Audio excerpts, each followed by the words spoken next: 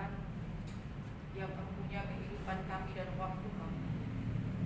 Saat ini kami akan masuk di dalam pemberitaan firman Tuhan. Berkati setiap kami, berkati hamba-Mu yang Tuhan percayakan untuk men-sharingkan kebenaran firman Tuhan dalam persekutuan ini. Tuhan ditinggikan dan semua kami diberkati. Dalam nama Tuhan Yesus Kristus kami berdoa dan mengucap syukur. Amin. Baik, kita akan membaca dari Hakim-Hakim 4.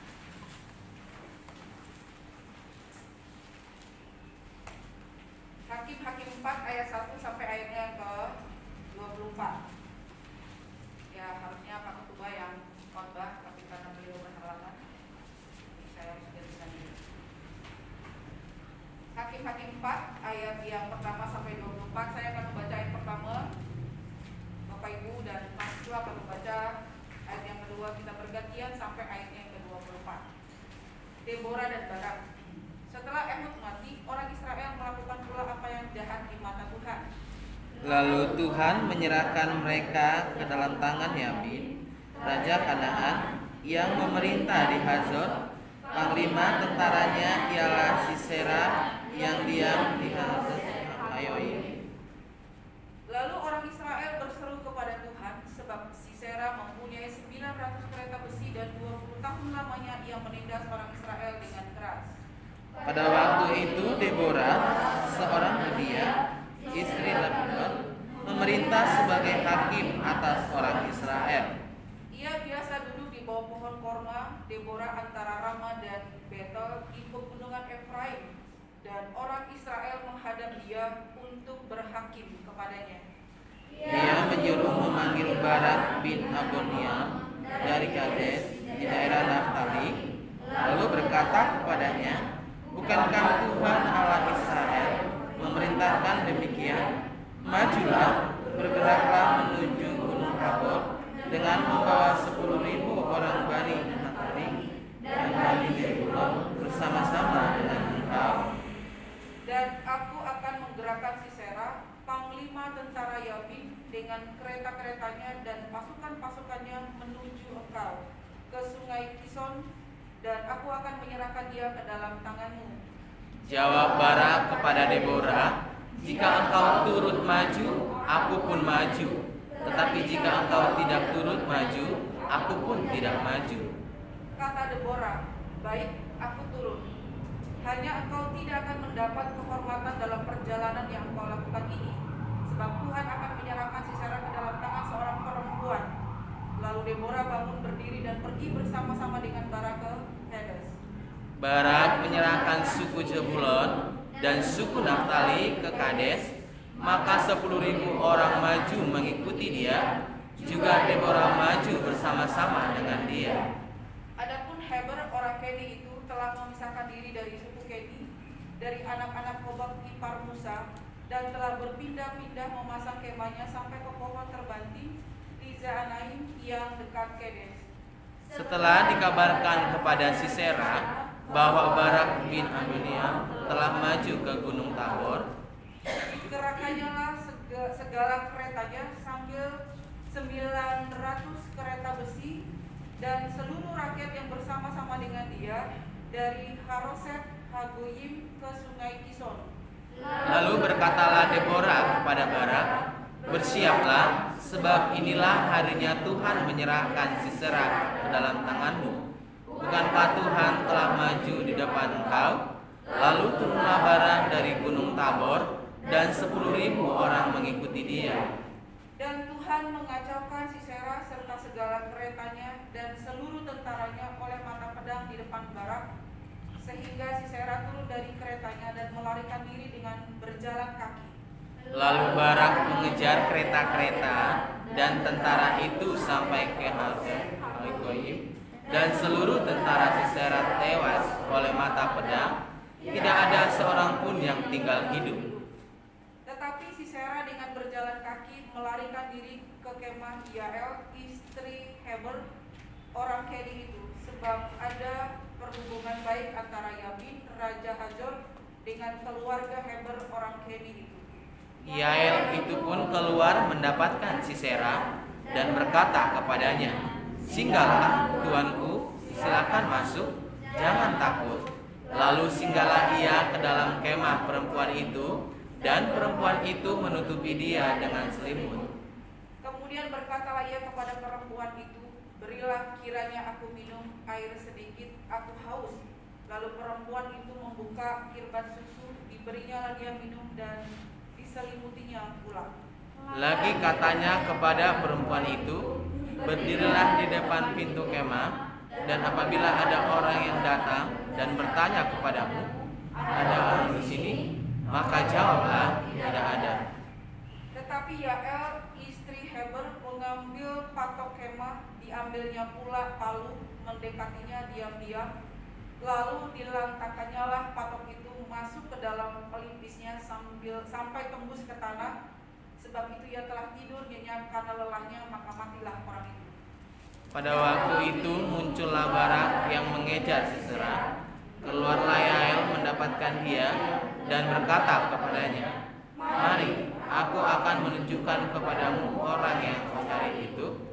Lalu masuklah Barak ke dalam, dan tampaklah Sisera mati tergeletak dan patok dalam pelipisnya.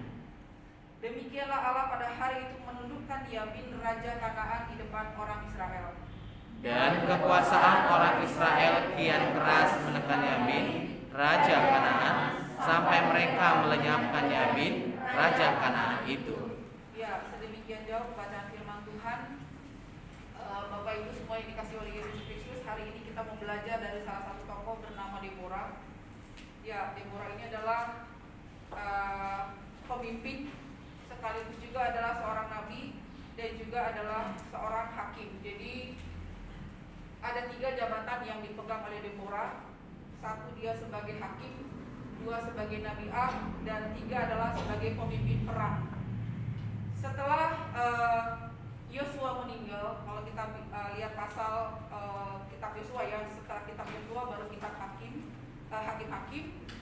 Nah, setelah tadi saya sampaikan bahwa ketika Yosua sudah meninggal, bangsa Israel yang tadinya dipimpin oleh Yosua, mereka taat beribadah kepada Allah.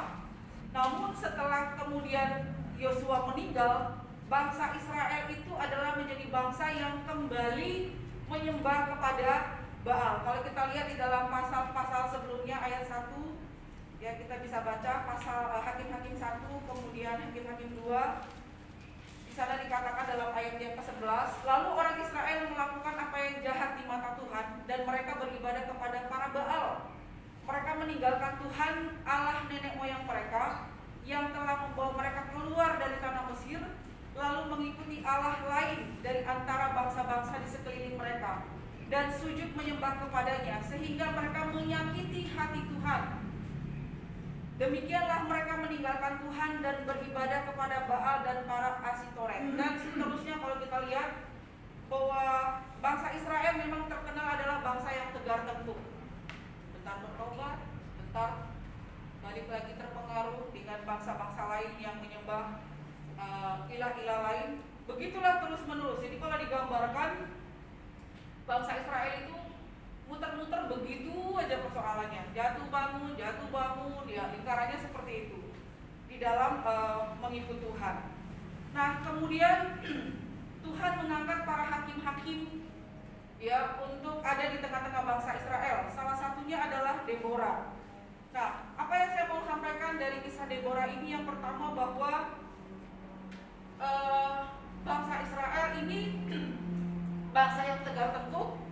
Dan kemudian di sisi lain Deborah adalah seorang perempuan. Saya tertarik karena bangsa Indonesia ini adalah salah satu bangsa yang menganggap bahwa antara laki-laki dan perempuan itu perempuan itu termasuk kaum marginal atau nomor 2 seperti itu ya, yang dianggap bahwa tidak bisa menjadi pemimpin, apalagi menjadi pemimpin perang gitu ya.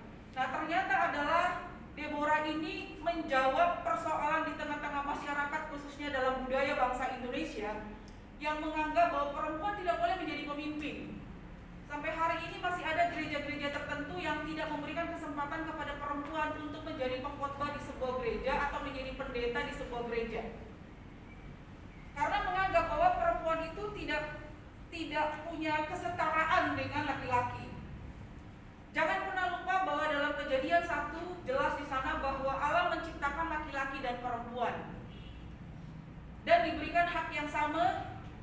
kemudian dipercayakan hak yang sama. Artinya saya mau sampaikan bahwa mau laki-laki dan perempuan itu dia punya hak untuk mengembangkan dirinya, berprestasi, bahkan menjadi pemimpin sekalipun.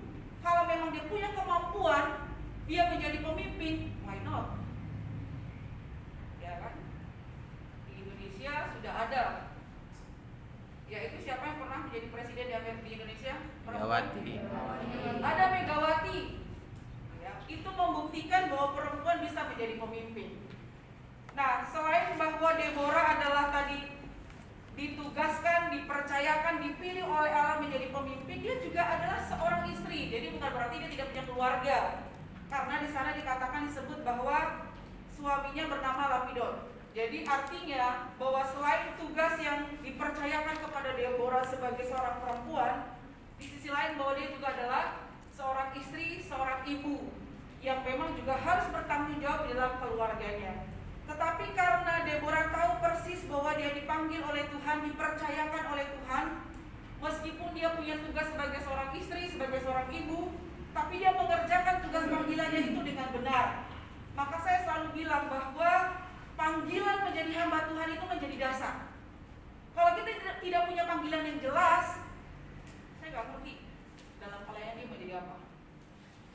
Ya, saya nggak ngerti visinya apa dan apa yang mau dikerjakan. Karena panggilan itu yang menolong kita, meskipun silih berganti, badai, pergumulan, tantangan, tapi kalau tahu dia pasti dipanggil Tuhan, dia tetap fight dalam pelayanan.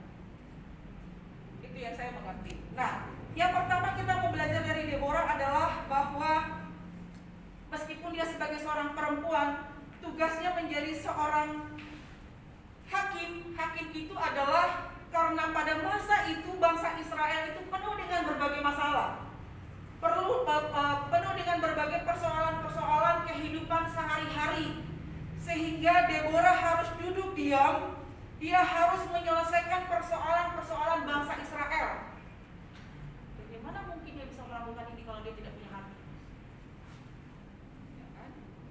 Karena dia punya hati, dia mengerti panggilannya, dia mau menyelesaikan, dia mau terlibat untuk mengurusi persoalan-persoalan bangsa Israel.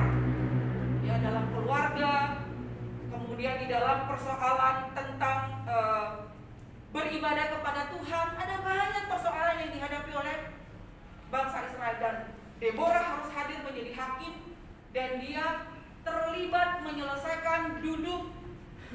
Ya, ini sebenarnya seperti buket 3. Kerjanya nyelesain masalah orang gitu ya, lihat masalah orang gitu ya. Nah, tapi karena panggilan dia kerjakan dengan sungguh-sungguh. Lalu yang kedua adalah Deborah juga selain daripada menjadi seorang hakim, dia menjadi seorang nabiah. Tahu nabiah itu apa?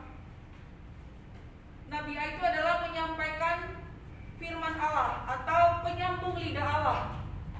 Jadi Deborah bertugas yang kedua adalah dia menyampaikan firman Allah kepada bangsa Israel. Jadi ketika dia menyelesaikan persoalan-persoalan bangsa Israel, Deborah juga menyampaikan firman Tuhan kepada bangsa Israel supaya bangsa Israel itu kembali kepada Allah, menyembah Allah dan beribadah kepada Allah.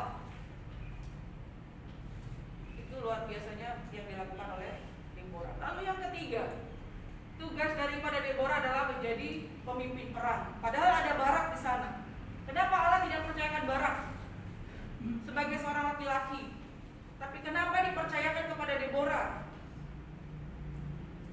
Karena adalah bahwa Tuhan bisa pakai siapa saja, betul? Ya, Tuhan bisa pakai siapa saja, dan Tuhan pilih Deborah untuk berperang mengalahkan musuh-musuh bangsa Israel. Karena dalam konteks ini bangsa Israel itu sudah 20 tahun dijajah oleh Raja Yabin atau orang Kanaan. Karena kita tahu orang Kanaan itu adalah orang-orang yang hebat, ya. Tapi juga adalah Raja Yabin ini raja yang sangat kejam sekali. Ya, sangat kejam sekali. Mereka menganiaya bangsa Israel itu luar biasa. Dan ini menjadi penderitaan khusus bagi bangsa Israel. Sampai mereka itu mengalami keluhan yang luar biasa karena penderitaan yang dialami, ya. Dan tentu Allah pun meskipun menghukum bangsa Israel, tetapi Allah juga tidak membiarkan bangsa Israel dijajah oleh bangsa-bangsa lain. Nah, disinilah kemudian peran Deborah untuk melepaskan bangsa Israel dari jajahan Raja Yabin atau orang Kanaan. 20 tahun mereka menderita, dan Allah memakai Deborah untuk membawa bangsa Israel bebas dari jajahan orang Kanaan, atau dikatakan di sini dalam ayat 23, demikianlah Allah pada hari itu menundukkan Yabin raja Kanaan di depan orang Israel, dan kekuasaan orang Israel kian keras menekan Yabin dan Yabin raja Kanaan sampai mereka melenyapkan Yabin. Dan Allah sendiri yang berperang melawan musuh bangsa Israel. Dan akhirnya kita lihat dalam Hakim-Hakim 5 bagaimana Allah melihat bangsa Israel kembali kepada Allah. Bangsa Israel menyadari kesalahan mereka dan kemudian menyembah Allah. Nah, ini yang kita lihat bahwa Deborah sebagai seorang perempuan, dia dipilih dan dipercayakan Tuhan, dan kemudian Deborah taat dengan apa yang ditugaskan oleh Allah kepadanya. Saya hanya mau kasih garis bawah saja bahwa perempuan bisa dipakai Tuhan untuk melayani Tuhan, bahkan menjadi pemimpin sekalipun. Jadi kalau kita yang merasa bahwa dari suku kayak dulu suku Batak nih, oh yang sekolah itu harus laki-laki, perempuan nanti gitu ya. Saya nggak tahu suku lain juga seperti itu. Perempuan itu seolah-olah bahwa dia tidak punya kesempatan, dia tidak punya hak untuk bersekolah tinggi, untuk mengembangkan karir dan lain sebagainya. Tapi belajar dari Deborah ini adalah menjawab permasalahan budaya yang menganggap perempuan itu adalah tidak sama dengan laki-laki.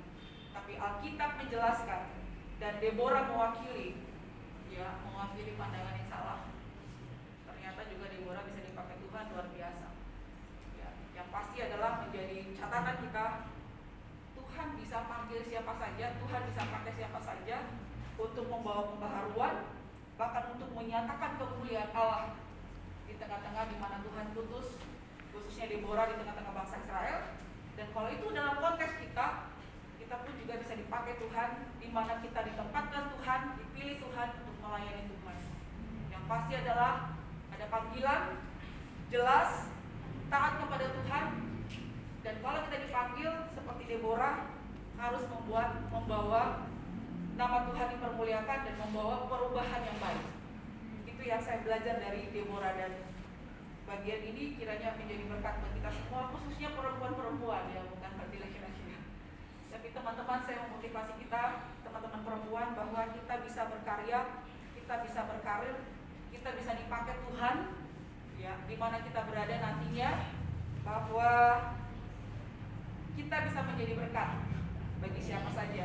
Kita bisa memberkati gereja kita, memberkati keluarga kita, memberkati siapapun, meskipun kita perempuan. Yang penting adalah berkualitas, ya kan?